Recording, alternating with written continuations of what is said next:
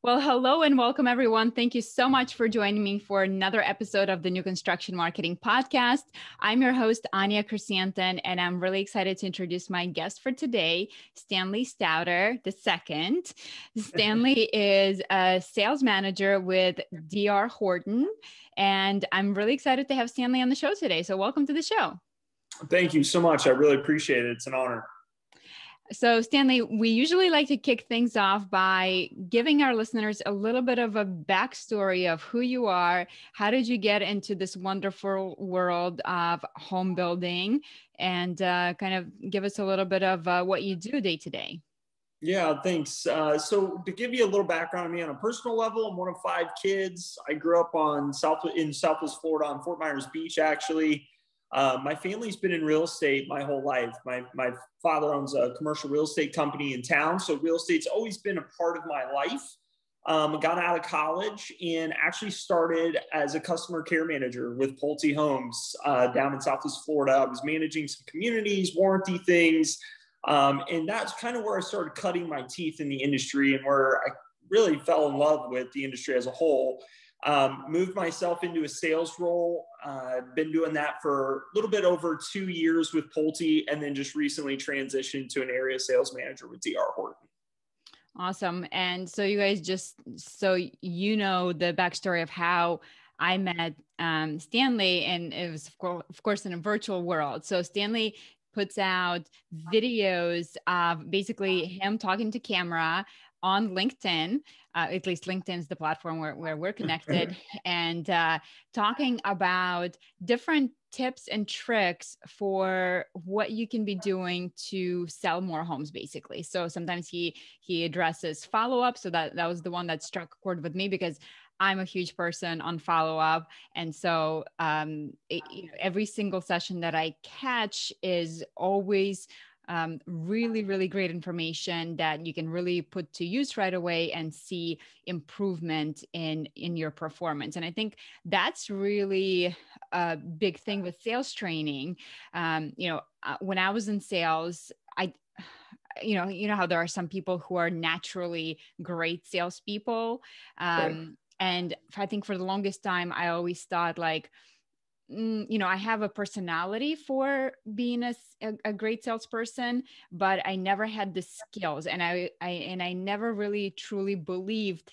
I guess early in my career when I started, I didn't realize that sales is a coachable skill, just like anything else. You can actually teach somebody to become a great salesperson. Yeah, it helps to have a great personality, but it's absolutely not something that you're born with.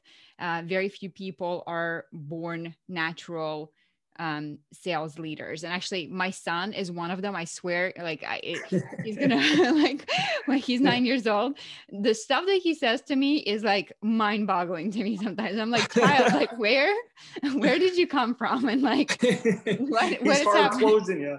He He's is hard like, closing you on Disney movies. and like the stuff is like he understands the psychology on such Yeah. a crazy level, like this 9-year-old kid, and he's able to position the statements as to like, hey, it's not for me, it's really benefit to you, mom. Like it's Yeah. honestly, it's mind-boggling to me, and I can't wait to see what he does when he grows up, because look out, world. um, Right. but those types of personalities and types of people are few and far in between. Most of us, I think, are not born natural sales people. And good news is that it is certainly a learnable skill.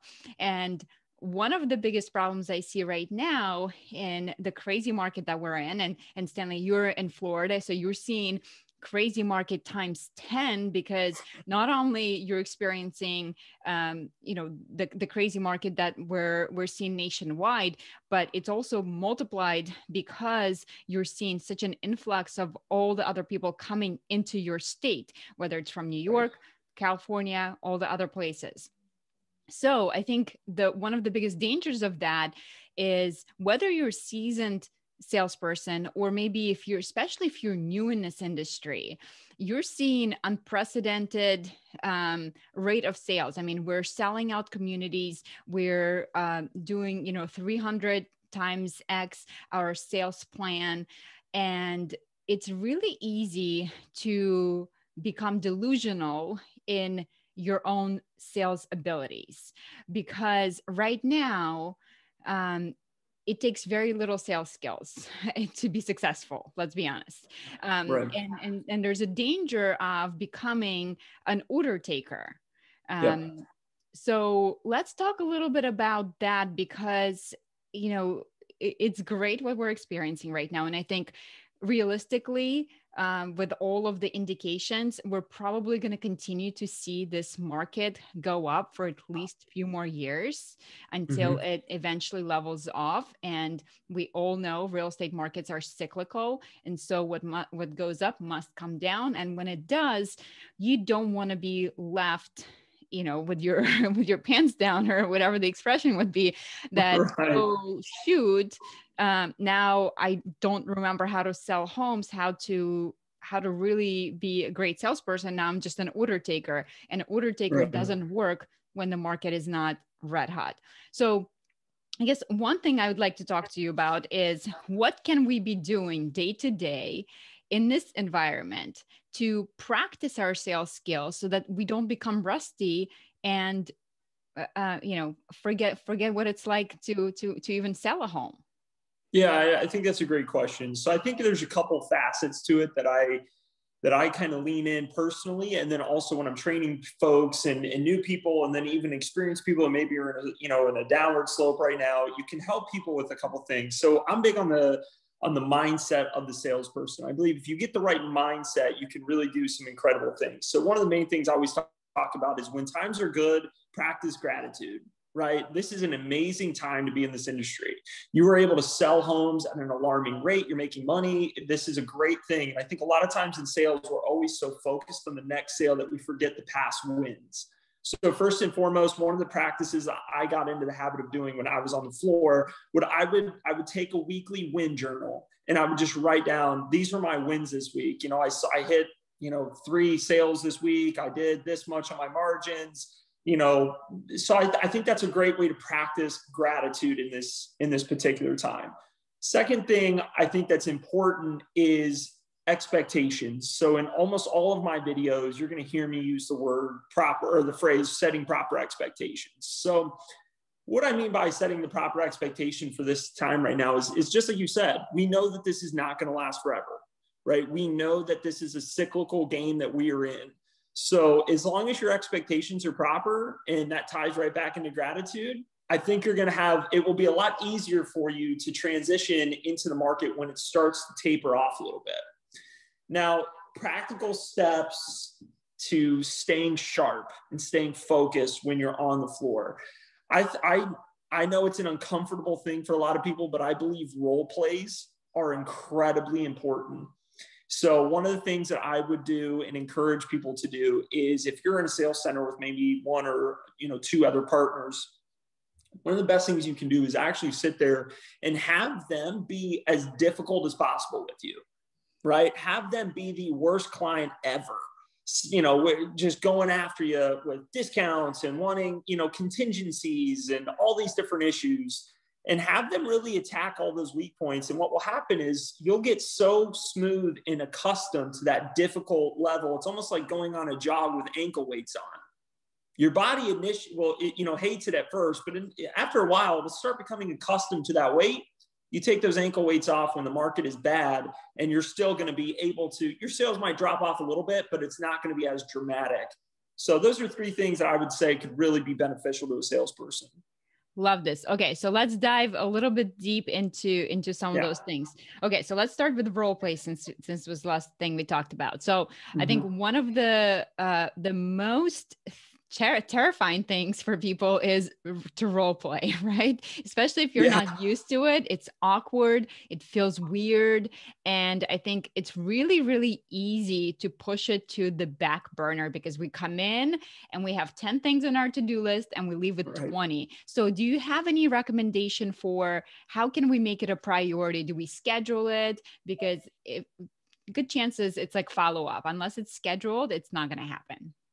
Yeah, absolutely. So there's practical things to any of these kind of overarching ideas. One of the things, absolutely schedule it and set the reminder for both you and the person you're doing it with, right? If you have Outlook, do the appointment and make it to where you both know this is a non-negotiable. So there's certain things, like for me, I call it embracing the suck. And it's just, it is what it is, right? So these are the non-negotiable things that I have to get done today.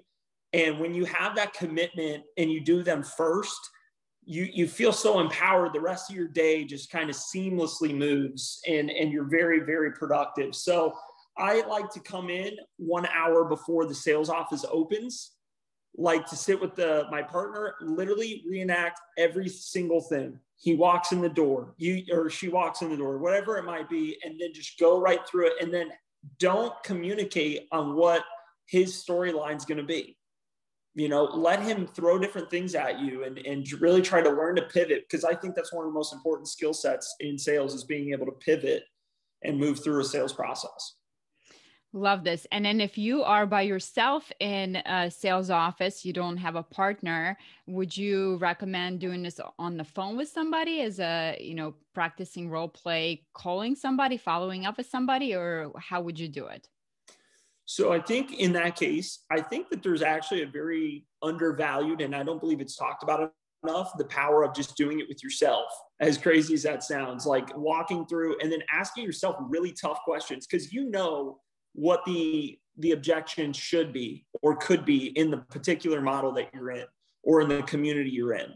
So one of the things that I did early on in my sales career that brought me, I feel like, some success was I wrote out the most difficult objections for me to overcome, right? And I had to figure out, okay, why is this an objection? How do I overcome it? And then I would answer it, but then ask myself, there would be a column after like what my answer would be, called the outside the box column.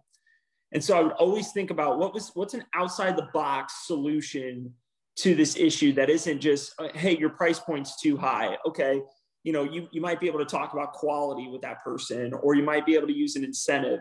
But what's an outside the box? Well, our price points, yeah, I understand what you're saying about that. But if you guys like Italian, so like one of the things I would do, as crazy as it sounds, is, so in Southwest Florida, a lot of people come here for seafood. So what I had is I would go to a local seafood bar that I know was good, and I spoke to the bartender. I bought him a drink and I gave him some cash, and I just said, hey, listen, I want to put this cash down as almost like an early deposit, and I'm going to send people to you. This is going to cover their first round of drinks, and I'm going to tell them to come speak to you directly. And so I knew every day that Rob was working, and then I would have clients, if they threw me a weird objection and maybe the meeting was, okay, but I wanted to end it on a positive note, I would just pivot out of the whole sales thing, bring them to an idea of, hey, where are you guys going for dinner tonight?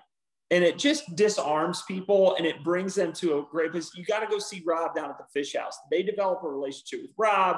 Rob's happy. They're happy. They feel like they're part of the community. Now they're more willing to pay that extra fee because, well, we're only 5 minutes from Rob, right? And so that's an outside the box type solution to some issues. Love that. So you're so dead on with the writing down the objections. So because we know that every single community, no matter how great of a community, you will have some objections, and I think that is one thing that a lot of salespeople struggle with, because they think if they don't talk about it, if they just sweep it under the rug, it's going to go away, which is the complete opposite, of course. It's going to get multiplied times 10. So you do want to bring out those objections out of people and talk through it, because that is getting you one step closer to a yes. Now, when you talk about practicing the objections, and I love the example that you said, okay, so let's think about, maybe it's a price point or whatever that's going to be in your community, and you want to kind of write out the top objections you have. What are your thoughts on scripts? I know every single sales trainer has their own idea on scripts. Some people live by them and they write out scripts and they practice those scripts. And some people absolutely despise them and believe that it's not the way to do it. So what are your thoughts on that? And, how do we handle that? Yeah, that's a good question. I think a lot of times in sales, you either get one person or people group that believe it has to be done this way every single time. And then you have the other people that have the opposite idea.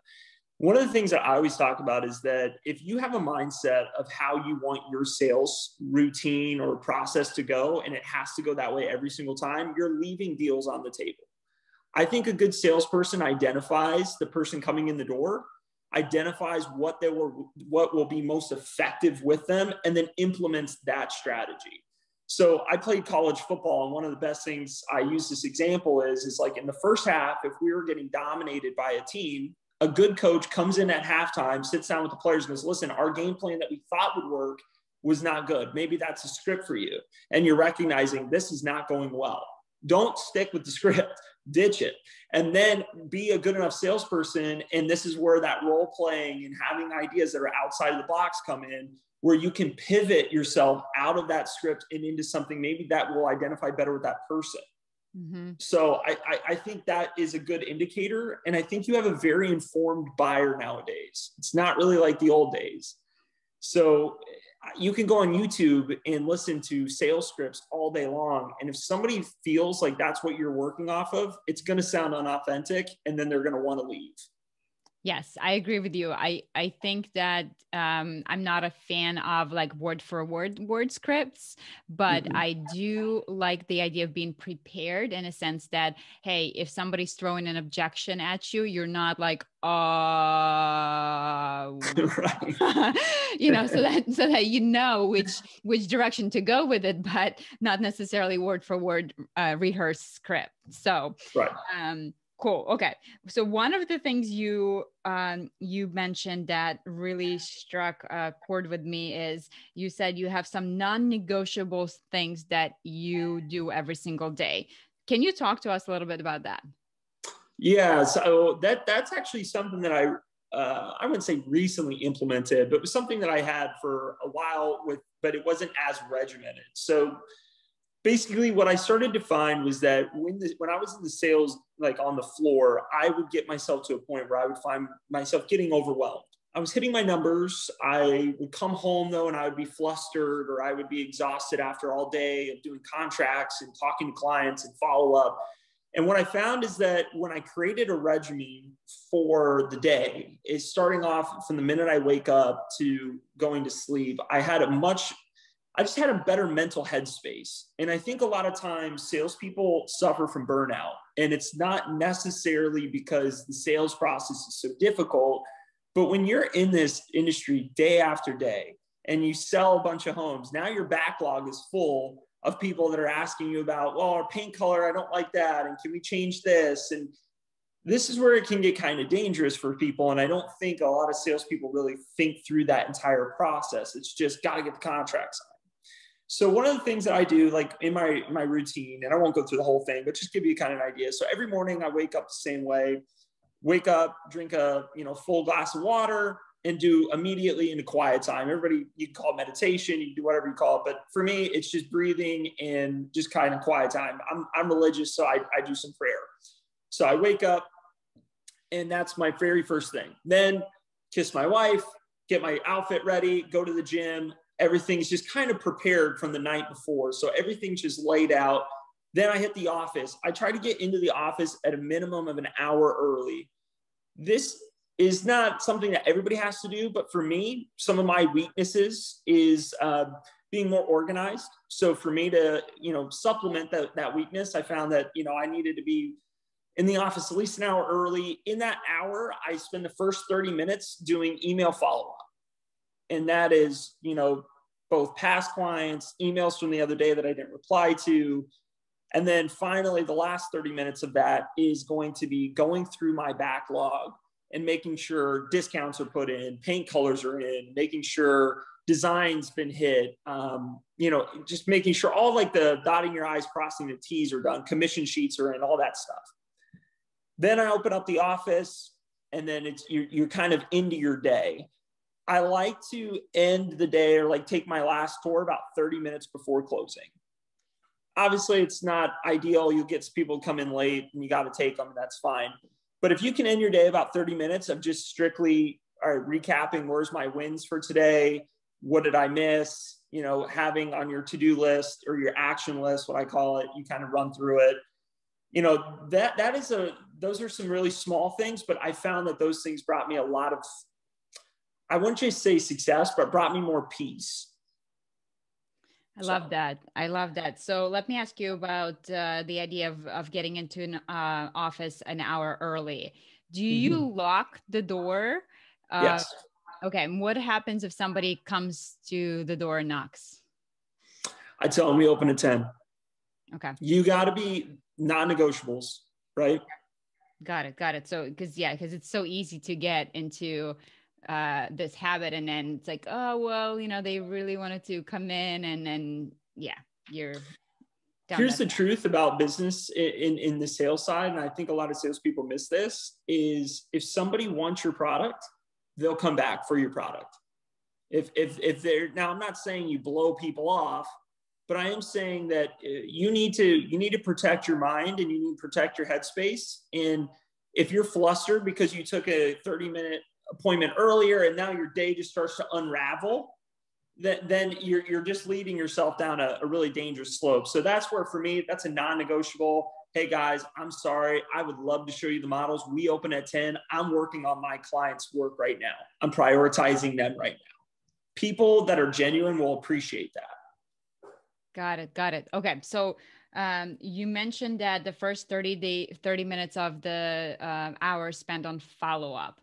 So I think follow-up is something that most salespeople struggle with. They hate to follow up for various reasons. They can never find time for follow-up. So talk to us a little bit about how you organize your follow-up. Do you use a CRM system? Do you have reminders? What are some of your best practices for follow-up to make sure it actually gets done? Yeah, so it's a great question. So I think follow-up's a little different for everybody. Each community, I believe, is a little different. So like in my community that I was selling in early on, basically, if I didn't follow up within the first 24 hours, those people were pretty much gone. So I knew that my follow-up had to be very immediate. So the way I kind of structure it is I do use CRM. Pulte has a CRM system. That's how I used it when I first started. Now, basically what I do with my follow-up is I have a notepad right next to my desk that has what I call my action list. In the top, like 3 to 4 bullet points are the people that I call like the things that if I knock these out have the highest chances of making me money, right? So these are my top 5 things. These are my top 5 warm clients I need to reach out to. I need to make sure this is done.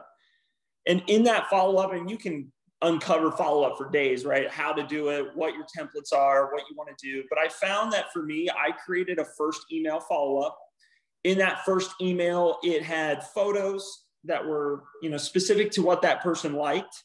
So if they liked a certain model, I drag and drop all those photos in there. I would end every email with bullet points that were really tight and succinct, that were just like the highlights of that community. And then I keep it really, really easy and simple. You don't want this whole thing. You don't want to go for the sales. You don't want to go for the close and the follow-up. I think a lot of people are like, let me know when you're interested. Come back in. We'll get the deal done, right? That's a terrible follow-up email. My stuff is very much more, I talked about one of my videos on LinkedIn, cancellation rates. And I talk about how it's easy to cancel a contract. It's hard to cancel a relationship. So your first follow-up, the idea of that is to build a friendship, right? So for me, I do my follow-up like, hey guys, it was such an honor to meet you. I really enjoyed our time together. I know you liked the dockside model. I can't wait to show it to you again. I attached photos in the email above. Let me know if you have any questions. And then typically I will end most of my tours with to get them back in, right? So I call it a price quote worth what we do. You guys obviously like the dockside. I'd love to show it to you again. But I think at this point, the next best step for us would be to line itemize everything together, right? And that's how I end the actual verbal conversation with them. In the email, I put in the price quote and then I put available days. And then that way they know how to reach out to me. It gives them a next step, because your follow-up should always lead them to the next step in the process. Amen to that. Love that. Good. All right, great. So there's some really, really great points there. And notice, how, I love that you're including pictures in the email, because people are so visual, and I bet you the open rate goes through the roof, as well as the actual scroll through, like read through rate. Because when you open the email and you see just a bunch of text and it's like big blah of text, it's like, oh, who wants to read that? So if you can pick it up with pictures and, like you said, bullet points to make it really easy, it's like, I call it the scan path. Correct. Boom, boom, boom, boom, so that somebody can scan through and kind of get an idea as to what it says. It's much better way to do it. And then obviously, if you can incorporate video into it, all the better. Extra brownie points for that. That's right. So one thing I wanted to talk about that you mentioned is your weekly win journal. Talk to us a little bit more about what exactly goes into this win journal and what's the point of it. So this started off in just to be vulnerable, and I think a lot of people will relate to this. This started off with me coming home, and I have a mentor in my life, and I was telling him that I just said, I was doing well. I was selling homes. I was getting, some good wins. I was moving up in my career. Things were going great, and I just seemed to be discontent. I always felt like I needed to do more. And what had happened was I just got kind of exhausted with it. So I was speaking with a mentor of mine. He's a very successful real estate developer. And one of the things he told me he did early on in his career, because he felt the same way, was you need to get a win journal. And in this win journal, basically what I do is I write down small stuff. A lot of people think, I have to sell 5 homes today. That's not, I mean, it's a win if you do that, but that's not the point of it. The point of it is, did I complete everything on my action list today? That's a win, right? Did I follow up with everybody's my CRM clean? Does everybody have a second follow-up appointment booked? That's a win. Did I make my LinkedIn post today? Win, right? And that's the thing, is you have to define for yourself what a win is. And I think what happens a lot of times, salespeople define their successes based on what another person views their success on. I'm not trying to be my partner. And if he sells 50 homes this year, that's great. I'm happy for him. But that might be a win for him. A win for me might be 70 homes. A win for me might be 30. It doesn't really matter. You need to find out for you what you view success as, and then you can start tailor making that win journal towards the direction of success for you. Mm-hmm. So I think that'll help.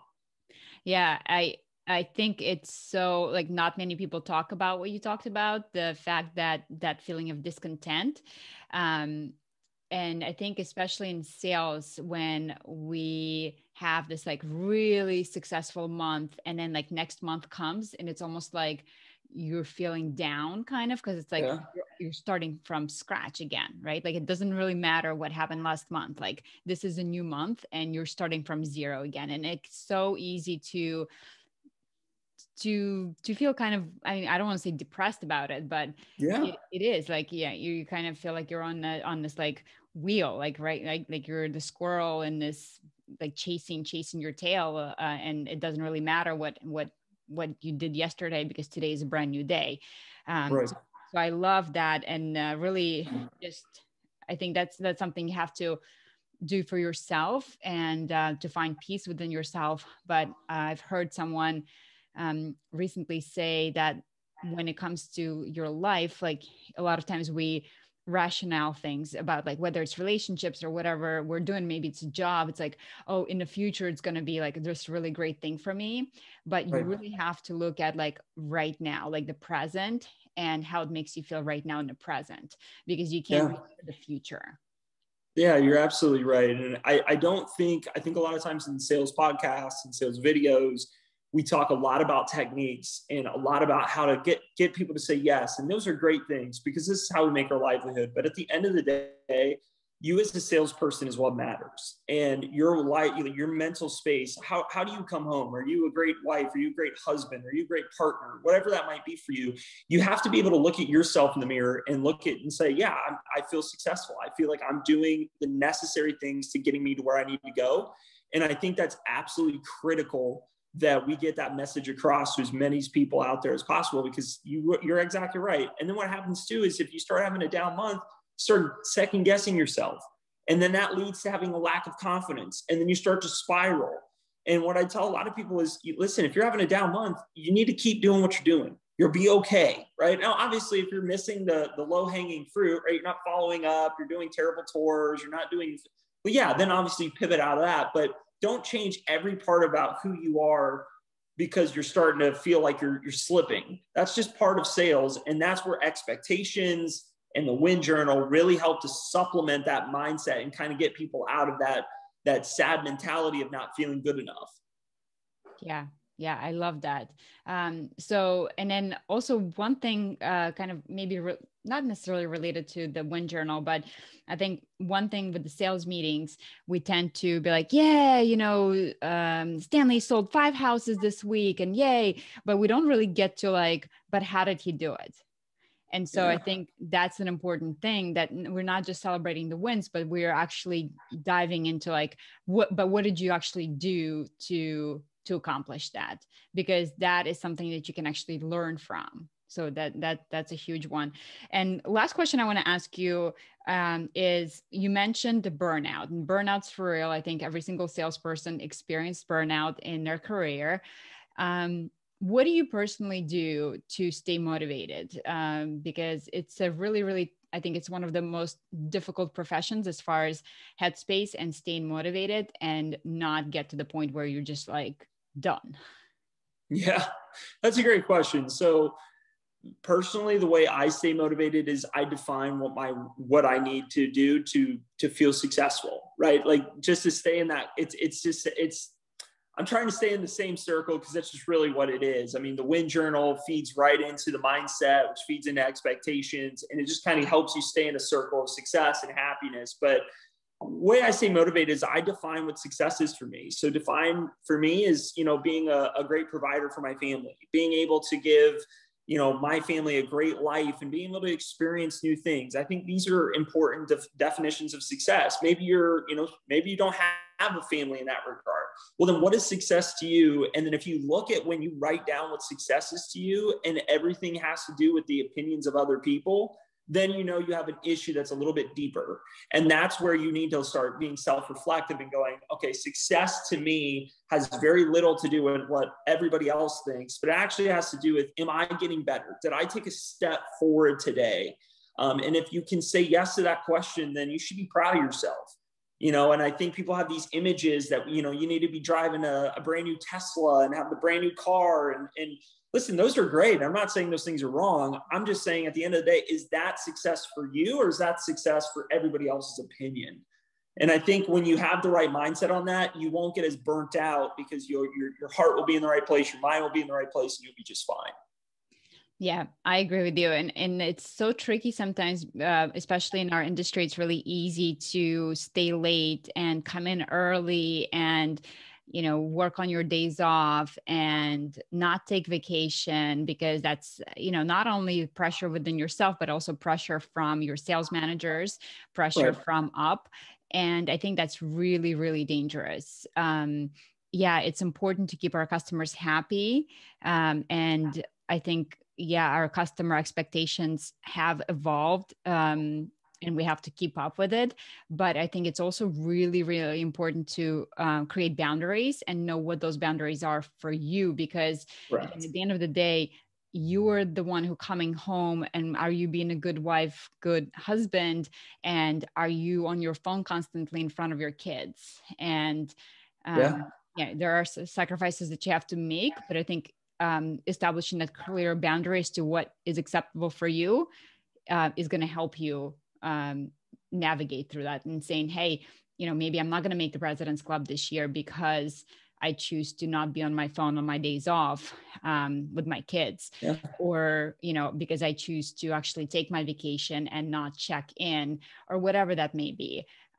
But you just have to make sure that is, at the end of the day, it's your mental health, and it's important to take care of yourself. Now, Stanley, I personally love watching your videos. So can you please tell us where can we find you? Where can we connect with you?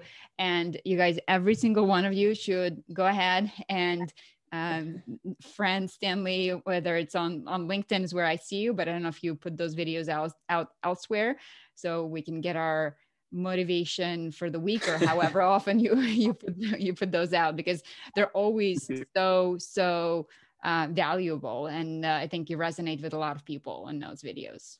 Thank you. That means a lot to me. Yeah, I try to make those videos based on things that I'm going through currently, right? So I make them not on this hypothetical, hey, try this. It's more along like, hey, I tried this. I had success with this. Maybe you can implement it. Maybe you can't. But, I think that this is a huge community, and I don't think there's a lot of voices. You're obviously a tremendous voice in this industry. Your podcast is wonderful. You're helping people. I love that. And I think that, Jeff Shores has a voice in the industry a little bit, but really there's not a lot of collaboration that I see. And that kind of breaks my heart a little bit. So, I think it's important for us to lean on each other and to ask these tough questions. And I love that what you're doing. So first off, thank you once again. It's been such an honor to be on the show. But to find me, I am primarily on LinkedIn. I'm on all social media, Instagram, Facebook. You can find me as Stanley Stauder. But most of my actual videos are going to be on LinkedIn. And that's where you can connect with me. If you like my stuff, great, share it, comment, whatever you like. But, and let's do more collaborations, because I think it's important. I think there's a lot of really great people out there that are missing out on a phenomenal industry to be a part of. Amen to that. So I think this, the future is bright, and we have an incredible opportunity to make a lot of money and really change a lot of people's lives in the process. And I'm so agree with you. Big part of why I wanted to be in this space and in this community, why I started this movement, and thank you so much for all your kind words, is because I wanted to create that collaboration environment where, hey, if you have an issue with the customer, you can come to our Facebook group and ask for help and see what other people are doing with that.